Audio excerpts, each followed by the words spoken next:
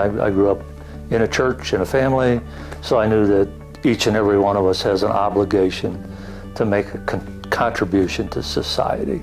So there was never any thought that you wouldn't serve. I got to Vietnam. I was in I Corps. I was on the DMZ. I was there for the height of the war. I had a couple of jobs. My job was not to carry a rifle and shoot people. My job was to carry a radio and call in artillery. So there would be an infantry unit, and if they needed artillery, I had the magic words and I had the magic code, and I would call in guns. You may have infantry over here, you may have special forces here, you may have Korean units here, so all these people are moving through this battlefield.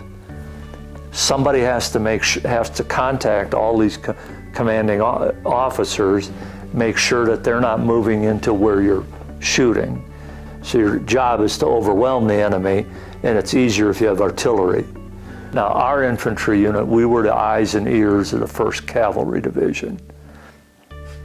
60 feet, 60 knots, there is nothing you're ever going to do that will ever give you that adrenaline, that thrill. Again, think about it, 30-man team, you got 200 rounds, you're 7,000 miles from home. Huh? Kind of scary, right? But reconnaissance, sneaking and peeking. Memorable experiences from the war. You know, probably the worst day of my life. But one sad day, out of 60 men, we ran into an ambush and had, out of 60 men, I had 9 killed, 28 wounded. And it was, yeah, you know, that was a bad day. That was a bad day. Everybody said, hey, you know, sit down, shut up, suck it up, tough it out, right? How hard can this be? There is a way of looking at things that's part of the military. There's just a different way of looking at life. I have no idea of what life would have been like. But you're different, you're always different. So, you know, I had this success track. I was going to be an attorney and get into politics. Didn't happen. I came back, didn't adjust well, picked up some bad habits. You can't get a girlfriend, you can't get a job. It was not, the Vietnam veteran was not treated well. That war went on for a long, long time, and you see it even today.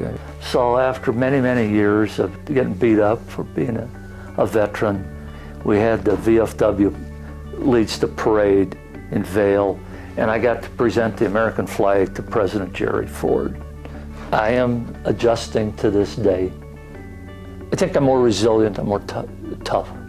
What you're seeing today, the politics, the group identity, a lot of that was practiced and perfected with the Vietnam veteran. It's important to recognize the veterans because it's important to act. We think separately, but we act together.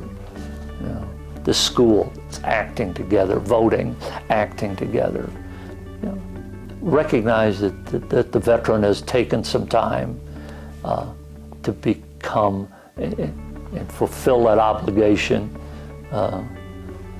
not just to you, but to your children. I mean, stay in school, stay off drugs, safe sex.